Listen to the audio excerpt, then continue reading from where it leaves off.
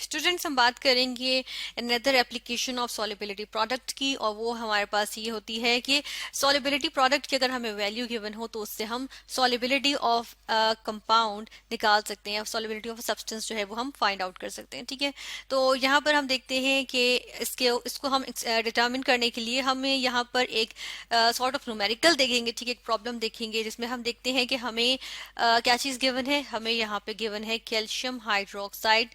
ठीक है, calcium hydroxide given होगा, और हम क्या देखेंगे, हम देखेंगे कि किस तरह से हम जो हमें इसकी सॉल्युबिलिटी प्रोडक्ट जो है वो गिवन होगी, और हम उससे जो है वो क्या निकाल लेंगे, हम उससे जो है उसकी सॉल्युबिलिटी जो है वो कैलकुलेट करेंगे। ठीक है, तो ये कैल्शियम हाइड्रोक्साइड के लिए हम क्या करेंगे, सॉल्युबिलिटी कैलकुलेट, यानी कि कितनी अमाउंट कैल्शियम हाइड्रोक्साइड की पर लीटर सॉल्वेंट में जो है वो डिसॉल्व कर सकती है, पर लीटर वाटर में जो है वो डिसॉल्व कर सकती है, वो सॉल्युबिलिटी होगी। ठीक है, और केएसपी हमारे पास हो जाती है जो मैक्सिमम अमाउंट, जो कि एक सॉलिड सब्सटेंस जो स्पेयरिंगली सॉल्युबल सब्सटेंस होगा वो क्या करता है, वो रिजॉल्व कर सकता है एक्वस सॉल्यूशन में। ठीक है, तो वो हमारे पास क्या होती है, केएसपी होती है, इक्विलिब्रियम कांस्टेंट होता है बेसिकली। ठीक है, जो कि ये रिप्रेजेंट कर रहा होता है। तो हम देखते हैं यहाँ पर हमारे पास कैल्शियम हाइड्रोक्साइड, ठीक है, यहाँ पर कैल्शियम हाइड्रोक्साइड है, और हम देखते हैं कि इसके लिए हमारे पास जो सॉल्युबिलिटी प्रोडक्ट आई है बेसिकली वो क्या है, वो हमारे पास ये इसकी वैल्यू होती है। ठीक है, तो ये क्या है, ये इसके लिए केएसपी है। ठीक है, यहाँ पर हम ये भी मेंशन कर देते हैं कि कैल्शियम हाइड्रोक्साइड के लिए यहाँ पे हमारे पास जो केएसपी वैल्यू हमें गिवन है वो ये है। ठीक है, किसी एक पर्टिकुलर टेम्परेचर पे होगी, क्योंकि हम पहले भी बात कर चुके हैं कि सॉल्युबिलिटी भी टेम्परेचर डिपेंडेंट होती है और केएसपी भी हमारे पास टेम्परेचर डिपेंडेंट ही होगी। ठीक है, तो अब हम देखते हैं कि यहाँ पे कि फर्स्ट ऑफ ऑल यहाँ पर जो हम बात करेंगे ना वो ये करेंगे कि हम सपोज कर लेते हैं कि इसकी सॉल्युबिलिटी जो है ना वो एस है। ठीक है, एस हम इसकी ले लेते हैं कि ये कोई सपोज सॉल्युबिलिटी जो है वो एस हमारे पास है। ठीक है, इस सूरत में हम क्या करेंगे, फर्स्ट ऑफ ऑल हम कैल्शियम हाइड्रोक्साइड जो ये हमारे पास मौजूद है, ये कैल्शियम हाइड्रोक्साइड है, इसकी हम सबसे पहले तो आयनाइजेशन देख लेते हैं। ठीक है, इसके जो हम देखते हैं कि ये आयंस की फॉर्म में किस तरह से हमें क्या देगा। ठीक है, तो ये हमारे पास इसको हम देखते हैं, जब इसको हमने वाटर में डिजोल्व किया तो हमारे पास क्या आ जाएंगे, कैल्शियम आयंस आ जाएंगे। ठीक है, और साथ में हमारे पास क्या चीज बन जाएगी, साथ में यहाँ पर बन जाते हैं हाइड्रोक्साइड आयंस। ठीक है, तो ये आ गए हाइड्रोक्साइड आयंस। ठीक है, अब यहाँ पर जो है वो साथ में 2 आएगा, क्योंकि होल ट्वाइस है तो 2 की वजह से यहाँ पे इस तरह से आ जाएगा। ठीक है, 2 आ जाएगा, और साथ में हम यहाँ पर इनके अगर फिजिकल स्टेट्स मेंशन करते हैं, ये सॉलिड फॉर्म में था और ये हमारे पास एक्वस फॉर्म में आ जाएगा, ये भी हमारे पास एक्वस फॉर्म में आ जाएगा। ठीक है, तो हमने इस तरह से लिख दिया। फिर हम देखते हैं कि हमने सॉल्युबिलिटी को कैपिटल एस से जो है वो यहाँ पे अब्रिविएशन लिया था या रिप्रेजेंट किया था। ठीक है, तो हमने सपोज इसके लिए लिखा था, तो हम यहाँ पर यही देखते हैं कि हमारे पास क्या होगा कि इनिशियल स्टेज पे हमारे पास जो ये इसकी अमाउंट मौजूद होगी वो तो हम उसको कैल्शियम हाइड्रोक्साइड से ही लिखेंगे। ठीक है, कि ये हमारे पास इसकी इनिशियल अमाउंट, लेकिन इनिशियली हम देखते हैं जब टाइम हमारे पास 0 होगा तो हम देखते हैं कि उस पर हमारे पास इसकी कंसेंट्रेशन भी 0 होगी, इसकी मोलर कंसेंट्रेशन भी 0 होगी। ठीक है, और यहाँ पे सॉल्युबिलिटी जो है वो हम इन टर्म्स ऑफ क्या लेंगे, ग्राम्स पर डेसीमीटर क्यूब नहीं, बल्कि हम मोल्स पर डेसीमीटर क्यूब लेंगे। तो इसलिए हम क्या कह सकते हैं, हम इसको मोलर कंसंट्रेशन भी कह सकते हैं। ठीक है, मोलर कंसंट्रेशन। ठीक है ना, इस तरह से ये हमने लिख दिया। तो देखिए ये भी 0 है और ये भी 0 है। ठीक है, लेकिन हम देखते हैं कि जब हमारे पास टाइम क्या होगा, टाइम हमारे पास इक्विलिब्रियम, जिस टाइम पे इक्विलिब्रियम अटेन होगा वो उस पे हम देखते हैं कि हमारे पास जो इन दोनों, क्योंकि हम डिजॉल्व फॉर्म की बात करेंगे तो बेसिकली डिजॉल्व फॉर्म में हमारे पास ये दोनों चीजें आ जाती हैं जो एक्वस फॉर्म में। ठीक है, इसका मतलब है कि ये एक्वस सोल्यूशन में डिजॉल्व है। तो हम देखते हैं कि यहाँ पे हमारे पास क्या बन जाएगी, यहाँ पे हमारे पास इसको हम सपोज कर लेते हैं इसकी मोलर कंसंट्रेशन, क्योंकि साथ 1 लगा हुआ है। ठीक है, यहाँ पे 1 है तो इसलिए 1s आ गई। ठीक है, और सिंपली s भी लिख सकते हैं। ठीक है, और साथ में जो यहाँ पर है यहाँ पे हम s लिखेंगे, लेकिन साथ में 2 है तो हम यहाँ 2 लिख देंगे। अब देखें ये क्या है, ये सपोज्ड मोलर कंसंट्रेशन है, और मोलर कंसंट्रेशन हमने मोल्स पर डेसीमीटर क्यूब में ली, और हम कह रहे हैं सॉल्युबिलिटी को हम क्या कहेंगे, in terms of moles per decimetre cube लेंगे। ठीक है, हमने कैपिटल S सपोज कर लिया। फिर उसके बाद हम क्या करेंगे, अब हम यहाँ से क्या करते हैं कि केएसपी का मैथमेटिकल एक्सप्रेशन लिखते हैं। ठीक है, इस इक्वेशन के लिए हम केएसपी का मैथमेटिकल एक्सप्रेशन लिख लेते हैं। ठीक है, तो हमारे पास क्या बन जाएगा, यहाँ पर हम लिखेंगे कि K S P is equal to, यहाँ पे आएंगे कैल्शियम के आयंस, ठीक है, इन कैल्शियम के आयंस की हम मोलर कंसंट्रेशन लेंगे, ठीक है, हम इस तरह से लिखते हैं कैल्शियम के आयंस इन्वॉल्व होंगे और साथ में क्या इन्वॉल्व होंगे, साथ में हमारे पास जो ये हाइड्रोक्सिल आयंस हैं ये इन्वॉल्व होंगे, ठीक है, और हमारे पास यहाँ क्या होता है, इसकी भी मोलर कंसंट्रेशन होती है, इसलिए स्क्वायर ब्रैकेट्स, इसकी भी मोलर कंसंट्रेशन होती है तो स्क्वायर ब्रैकेट्स, और साथ इसके हम देखते हैं कि जो बैलेंस्ड इक्वेशन है उसमें हाइड्रोक्सिल आयंस की साइज जो है वो 2 है, तो इसलिए यहाँ पर स्क्वायर आ जाएगा, इस तरह से आ गया। अब इनकी जो मोलर कंसंट्रेशन जो सपोज्ड हैं, बेसिकली हमारे पास इनकी वैल्यूज तो नहीं है तो हम वो यहाँ पर लिख देंगे, ठीक है।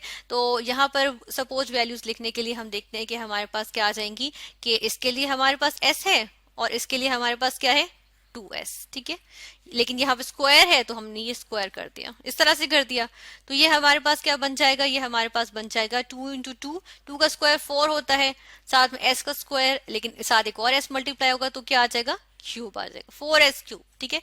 तो ये हमारे पास KSP इस तरह से आ गया। फिर उसके बाद हम क्या करेंगे, यहाँ पे अब हम देखते हैं कि हम यहाँ KSP की वैल्यू तो हमें मालूम है ना, तो हम यहाँ देखते हैं KSP की वैल्यू हम लिख लेंगे, हम ऊपर जाएंगे वापस, KSP की वैल्यू क्या थी 6.5 एक्सपोनेंशियल -6, तो हम इसको जो है वो कॉपी कर लेते हैं यहाँ से, ठीक है, कि हमें तो ये वाली वैल्यू चाहिए, तो यहाँ पे हम आएंगे और हम देखेंगे कि ये हमारे पास वैल्यू आ जाएगी यहाँ पे, ठीक है। फिर हम क्या करेंगे, इस 4 को उस तरफ ले जाएंगे, तो यहाँ पे क्या हो जाएगा s क्यूब, ठीक है, इज इक्वल टू, और यहाँ पे हमारे पास वैल्यू क्या होगी 6.5 into 10 raise to the power -6, और ये क्या हो जाएगी डिवाइडेड बाय 4 हो जाएगी। इसको यहाँ पे कैलकुलेट कर लेते हैं, 6.5 एक्सपोनेंशियल -6, ठीक है, और डिवाइड करेंगे इसको किससे 4 से, तो ये हमारे पास वैल्यू जो आई ये आ जाएगी 1.625 एक्सपोनेंशियल -6, तो हम यहाँ पर लिखेंगे, यहाँ पर ही लिख देते हैं, इसको 2 बना देते हैं 1.625 एक्सपोनेंशियल -6, और इस वाले पार्ट को मैं हटा देता हूँ, ठीक है, तो इसको हमने ये इसमें कन्वर्ट कर दिया, ठीक है, तो ये वैल्यू आ गई s क्यूब की। अब ये देखें, ये जो वैल्यू है 1.625 एक्सपोनेंशियल -6 के, यहाँ पर जो है इसका हम क्या लेंगे, इसका हम क्यूब रूट लेंगे, ठीक है, यहाँ पे हम स्क्वायर रूट लेते हैं, क्यूब रूट लेंगे ताकि ये और ये चीज कैंसिल हो जाए, इसी तरह यहाँ पर भी हम क्यूब रूट लेंगे, ठीक है। तो क्यूब रूट को अच्छा हम ये भी कहते हैं, ये जो 1/, ये जो हमारा क्यूब रूट है ना, इसको हम कहते हैं टू द पावर 1/3, तो बेसिकली हम ये चीज ले रहे होते हैं, ठीक है।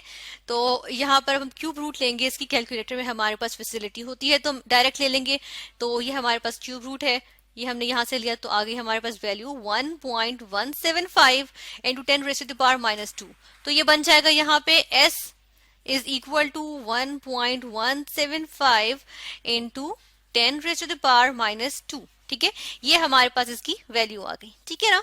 अब ये देखें, ये जो वैल्यू है ये हमारे पास किस में है, ये हमारे पास है मोल्स पर डेसीमीटर क्यूब में मौजूद है, ठीक है, ये वैल्यू किसमें है, मोल्स पर डेसीमीटर क्यूब में है, जो कि हमारे पास आ गई।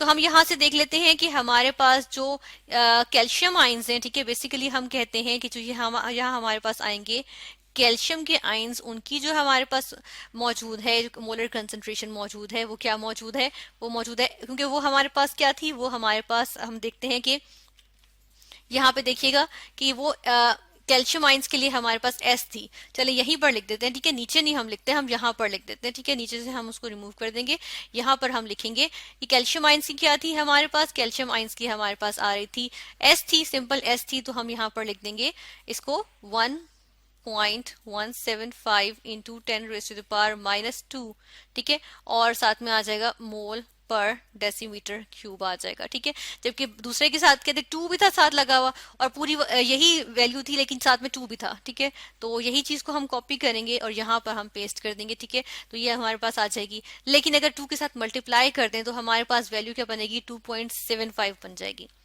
सॉरी 2.35, ठीक है, तो यहाँ हम लिख देते हैं कि हमारे पास वैल्यू आ जाती है 2.35 एक्सपोनेंशियल -2, तो यहाँ पे ये वैल्यू आ जाएगी 2.35 into 10 raise to the power -2, और साथ में क्या आ जाएगा मोल पर डेसीमीटर क्यूब आ जाएगा। ठीक है, इस तरह से आ जाएगा।